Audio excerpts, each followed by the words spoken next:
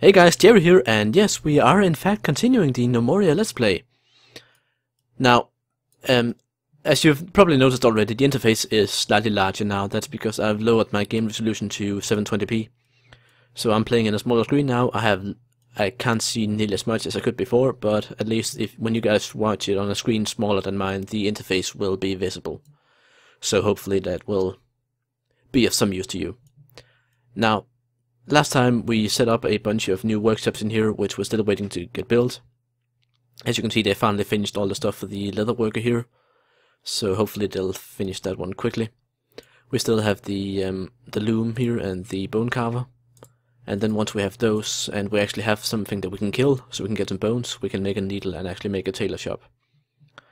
But until we actually have a bit of bone, then that's just unrealistic. Now, in order to get those bones, we also need to set up a butcher's shop, and I'm kind of guessing we should do that in the kitchen. But for now, I don't want to queue up more stuff until we have these guys done, and then we can start fabricating like extra chairs and such. Now, this one in here is full of stuff. Basically, it has the 20 blocks of stone that I told it to craft. So unless someone actually starts crafting here and it appears that someone does make those knife blades now, we're gonna end up having just a pile of stone blocks here, unless we make a stockpile for them somewhere, in which case we can allow this one to continue working. But since now there's one thing I haven't talked a lot about, and that's the concept of kingdom worth. Now, gnomes are some greedy bastards, and they only want to stay in places that are wealthy. So, as you can see here, we have population 9, we have 7 workshops, 3 farms, 1 pasture, and the total worth of our kingdom is 2304, which is not a lot. Like, the only thing that's worth anything is actually the stock that we have, as you can see, because our construction worth is pretty much non-existent. So, all the workshops we have, they're not really worth anything. The stone doors and such that we have here, not really worth that much either. So that's kind of what it is. Now, I think I crafted this room in here to be a hospital. At least we're going to designate it as a hospital. And then later on, we're going to need to put some beds in there. We have an awful mess with all this dirt everywhere, and as far as I know, there is still no way to actually get rid of it unless we start crafting like walls and such out of it. So that's a pain. But let's see, the next step, we need, our miner here has no purpose at the moment, he has nothing to do, and we have a woodcutter with nothing to do. So what we're going to do is actually start setting up some groves for the different trees that we have. Now, in terms of cuttings, I think we have birch, a lot of that. Birch is, I think, the most valuable wood there is. Makes the prettiest furniture. We can get all the pine we need out here. We have apples, we have more apples. And that's about it. So we can make an apple grove and a birch grove for now. So yeah, I'm actually going to do that. Now, the groves, we're not going to make them nearly as large as we have the other ones. We're going to say 7 by 7 here. And this one is going to be birch. Then we're going to make another one here. 7 by 7 as well.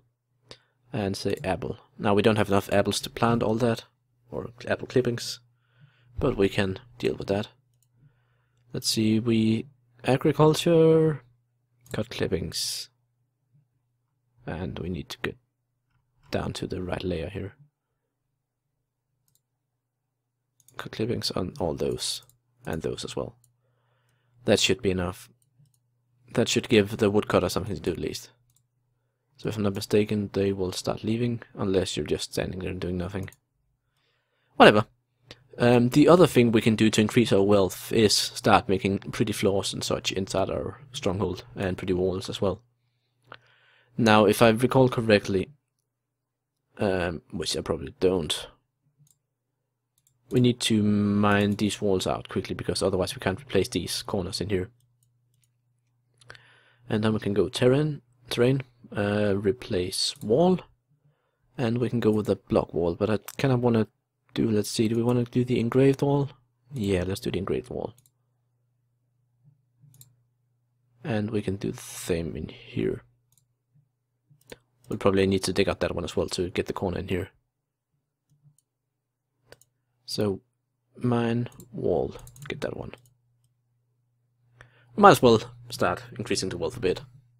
Every time the game advances to the next season, nomads, as they call them here, basically wandering gnomes will join the kingdom depending on how much wealth you have. So as you can see, we've nearly doubled the construction wealth already just by putting in these things here. So they do help a lot. Now since we've got the corner there, we can say build terrain. If my hand would agree with me, engraved wall, build one there. And we can also build one there now. And of course, because we're removing the blocks here, the miner can start actually crafting more blocks. So that's all well and good as well.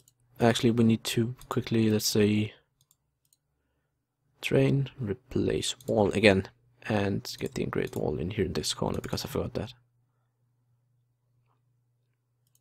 And then once that's done, we can tell them to build the wall. Now, you'll notice the menu down here can be used for pretty much everything that the right-click menu can.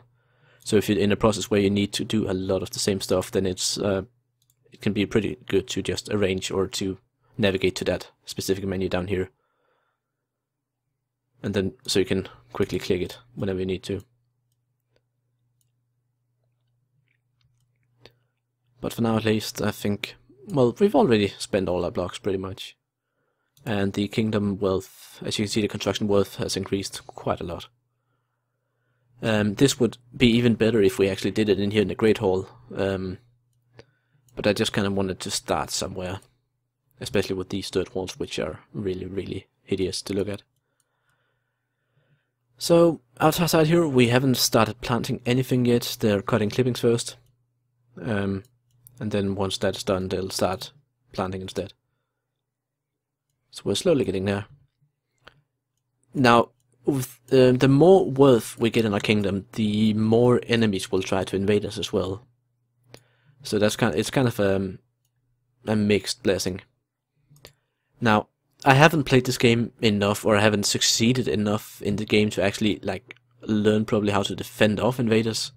So this series will probably end up ending at one point when all my gnomes have been killed, because I can't fight off invaders to save my life.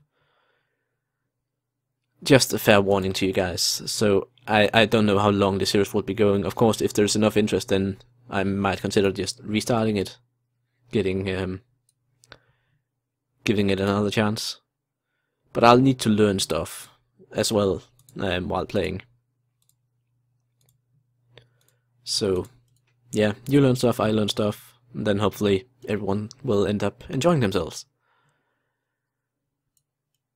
Now, right now, we're just pretty much waiting for these guys to finish this one. Build loom needs a chair, and you should have... Do you not have a chair queued up? Craft chair.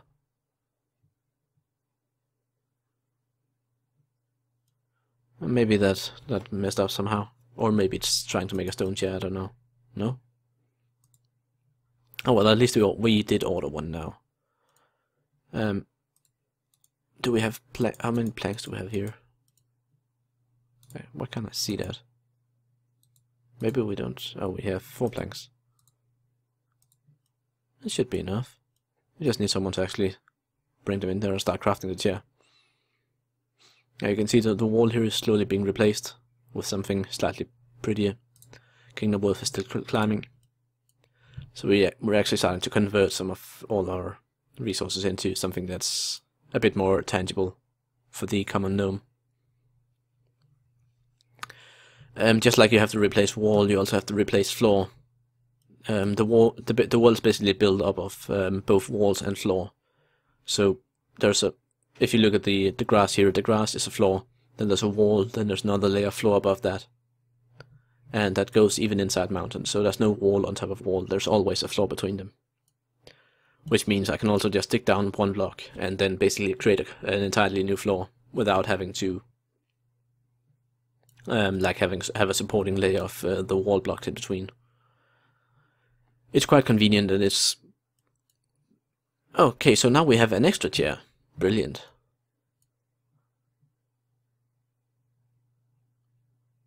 Okay, let's see. We still have all this soil that we have absolutely no clue what to do with. One thing I could, of course, do is start building walls around my compound, using the soil. So, for instance, I could say terrain here, save game. If I remove this ramp here, hopefully someone will come around and fix that soon. 7th day of spring. Yeah, 1.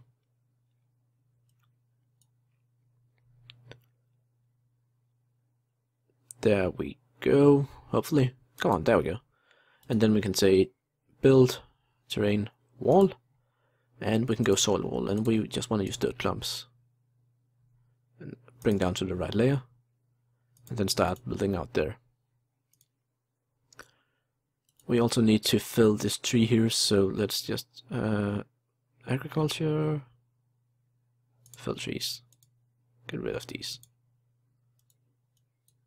And you can see this one has turned green now, so someone is on the way with a dirt clump. And in just a second, bam, we have a wall. Now, you can very clearly see here that there's no floor above, there's just a wall block. Basically what you see here as well. There is no floor, so if we want to build this one higher, then we need to add a floor on top before we can add the next layer of wall. So that's basically how that works. It takes a bit of getting used to, but in the end it actually works quite alright. Now, one of the other problems I usually have in these games is that my yak end up getting killed. I don't know how much of a problem that is. I don't know if they can respawn or pop up again somehow. I haven't seen it. I haven't been far enough into the game for that to happen, even if it can happen. So I'm really interested in trying to protect these two, so if we ever get a goblin attacking, then I'm just gonna throw every single gnome I had at them. Because I know for a fact the gnomes can be replaced, but I don't know if the yak can. Now, these yaks, whatever, as far as I know, it takes 6 days for the female to, from she becomes pregnant until she actually gives birth to a new yak. So, that's that. It's a slow process. But that's kind of the whole thing about this game. It takes a while. It's by no means a fast game. And when you run out of stuff, out of things to do like this, then, or rather, start feeling like you don't, or maybe lacking a bit of purpose. Now we can start doing some personal rooms. That's one way to make the gnomes happy, and happy gnomes work faster. We can also get better beds for them, but that kind of requires the tailor. All we have is loom in here. I'm actually gonna say craft bowl of cloth, craft 2. Let's keep 10 bowls of cloth ready at all times. And in here we don't have any sort of leather or hide, and we don't have any bones, so we can't use these actually.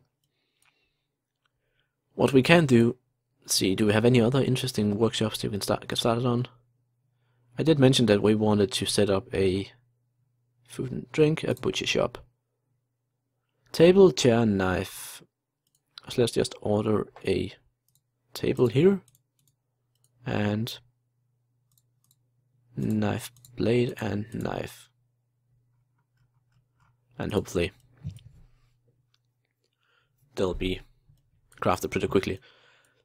I do believe that it makes more sense for me to start crafting like a small surplus of these items for the workshops, rather than just put down the workshop and wait for them to do them in turn. Because when you put down a workshop, it takes one item that you need to craft, puts it in the queue, then once that is done, then it starts on the next one. Whereas this one I can actually not multitask. Well, I guess it is multitasking, crafting more of the same item at once.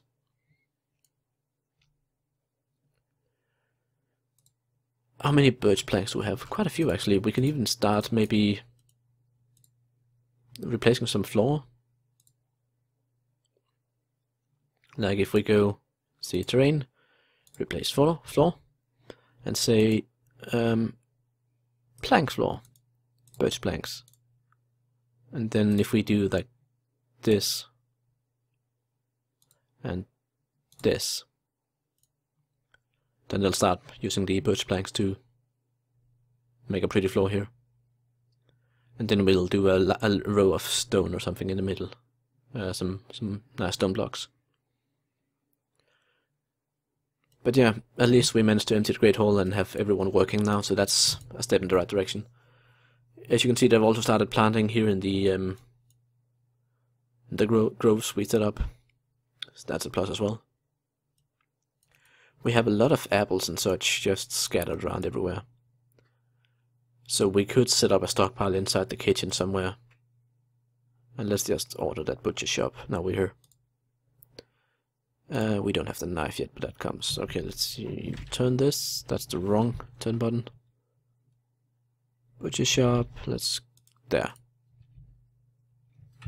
Now, the period and the comma on the keyboard are what turns the camera around, and then you have the R button to turn but workshops and other stuff you want to place.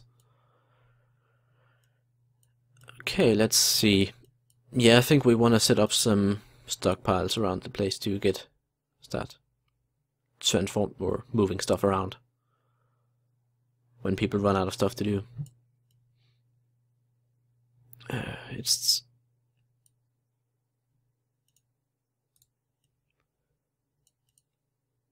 Let's just make some temporary ones to see if we can clean up a bit. Stockpile there, and that's gonna be raw stone. Then we'll make a 3x3 stockpile here, and say that's gonna be for food and drink. Now, once we also need to start crafting some crates and barrels in here. Crates and barrels are basically storage containers. Liquids and such, they only stack up to like a certain amount when they're just standing on the ground. I think some of them can't even stack. But then if you have a crate or something to put them in, then you can stack much higher.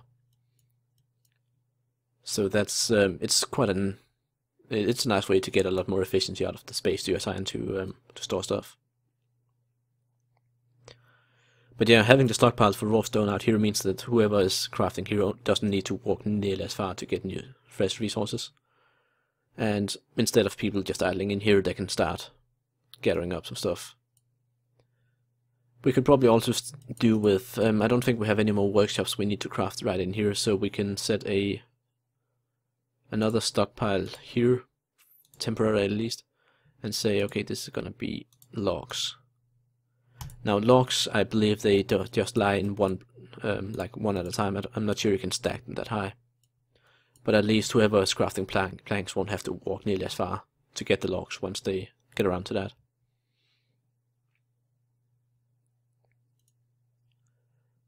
And as you can see here, there's like a lot of planks queued up.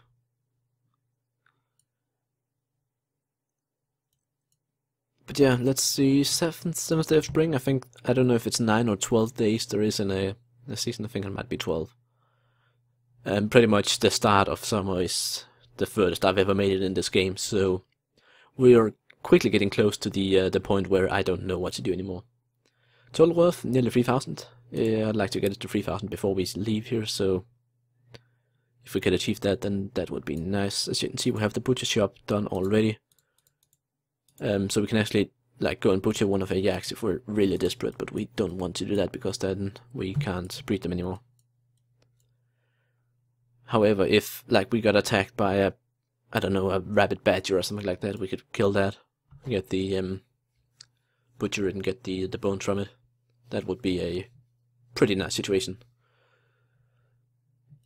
It started raining. I don't know what that means. It might mean crops grow faster, I don't know. But yeah, getting a bone is really what we want to do, pretty much. Now, it's completely dependent on the time. Like, the further you are in the game, the more chances of animals spawning. The more wealth you have, the more chance of invaders and animals spawning as well, as far as I know. As you can see, we're starting getting some logs delivered in here, so whoever's crafting planks will only have to walk right over there and grab them. Let us just quickly replace floor as well, and then go with chiseled stone floor for the inside here, all the way there. As you can see, it's kind of a nice pattern there, but I don't know if it's the best. Let's see, what about the decorative stone floor? How's that look? Oh yeah, decorative stone floor, that's the way. That's what we want to do.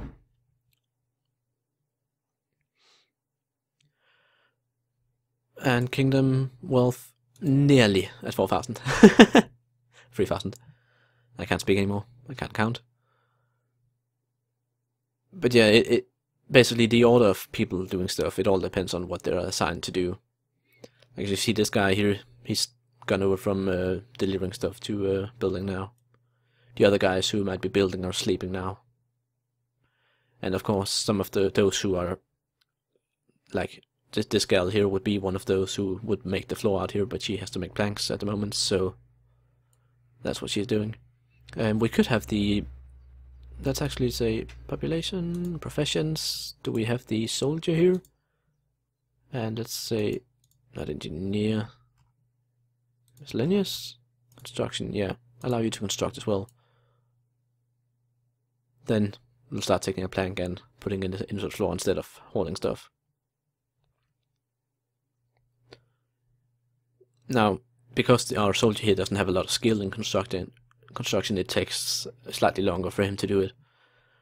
But at least we have a bit of help in doing it. So yeah, that should have put us up above 3,000. Yeah, exactly. So I'm gonna call this the first real episode of Gnomoria. At least I'll title this episode 2 because, well, we already had episode 1 in the pilot. As always, if you like the content, make sure that you hit that like button. I know it's inconvenient, I know it's in a strange place, but it really helps me make sure that you guys want to see more of this. So, by all means, please do hit it. I'm Jerry and this has been Gnomoria. Bye.